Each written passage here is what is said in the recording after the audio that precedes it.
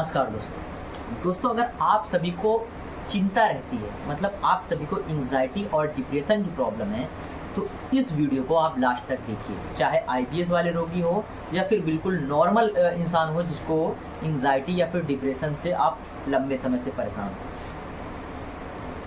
पहली चीज़ आपको इस पर ध्यान देना है कुछ चीज़ों का, खासकर सबसे पहला, अगर आपको एंजाइटी रहती है तो अपना विटामिन D3 और B12 लेवल मेंटेन करके रखना है आपको। अगर ये आप बिल्कुल कंफर्म हो गए कि आपको विटामिन D3 B12 की कमी नहीं है तो फिर आगे चलिए आप।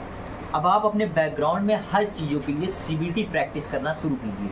CBT का मतलब होता है कॉग्निटिव बिहेवियरल थेरेपी। इस थेरेपी का मतलब होता है कि आपके माइंड में जो कुछ भी निगेटिविटी चल रही है, जो एक आप निगेटिव पैटर्न के साथ में चल रहे हो, जिस वजह से आपको एंजाइटी हो रही है, उस पैटर्न को ब्रेक करना है।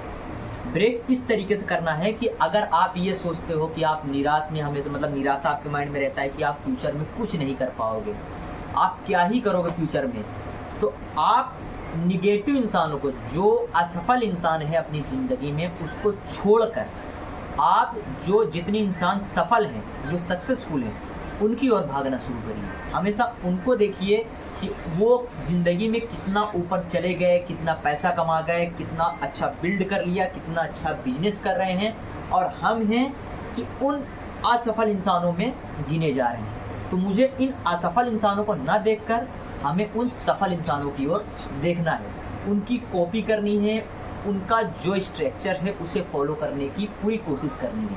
तो आप देखोगे धीरे धीरे आप उन चीज़ों से बाहर निकलने लगे, ठीक है।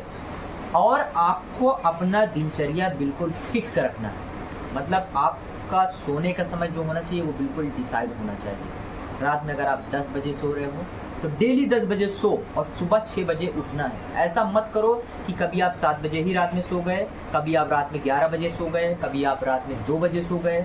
और यही सेम चीज़ कि आप कभी दिन में सुबह 6 बजे उठ रहे हो, कभी आप सुबह में 8 बजे उठ रहे हो, या फिर आप कभी सुबह में 10 या 11 बजे उठ रहे हो।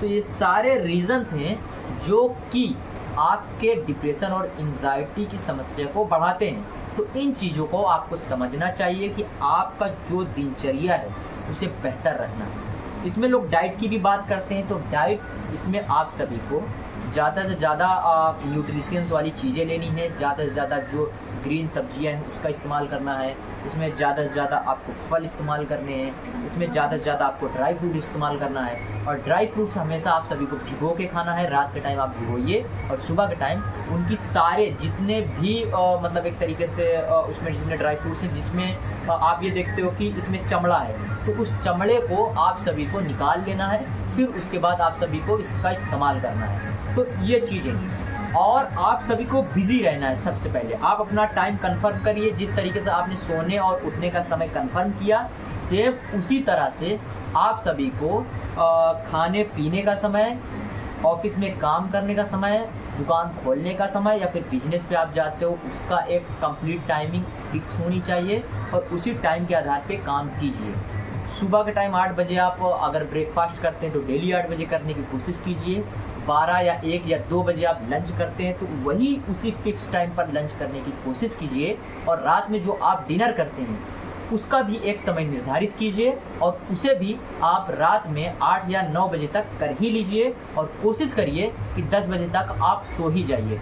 जब आप इस तरह का रूटीन रखते हो तो आप बिल्कुल इस प्रॉब्लम से रिवर्स होने लग जाते हो। अब इसमें देखिए ध्यान देने की ज़रूरत है कि इसमें कौन कौन से प्राणायाम काफ़ी बेनिफिटेबल होते हैं। इसमें सबसे पहला है अनुलोम विलोम, उसको कम से कम आप 10 से 15 मिनट आप कीजिए। दूसरा जो है, आप सभी को इसमें भ्रामरी करनी है, भ्रामरी भी कम से कम आप सभी को 10 से 15 मिनट कीजिए।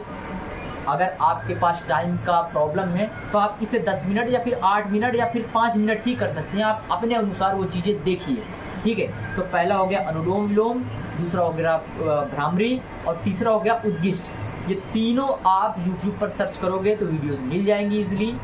एक एक करके सर्च कीजिए तो एक एक को डिटेल में वहाँ पे एक्सप्लेनेशन भी आप सभी को मिल जाएगी कि किस तरीके से करना है। उद्गिष्ट भी आप सेम इसी तरीके से करिए, कम से कम अगर टाइम है तो 5 मिनट तो मिनिमम कीजिए ही कीजिए, टाइम ज़्यादा है तो 8 मिनट और 10 मिनट तक इसको बढ़ा सकते हैं। ये 3 तरह के प्राणायाम IBS के मरीज कर सकते हैं जिन्हें डिप्रेशन और एंजाइटी की समस्या है।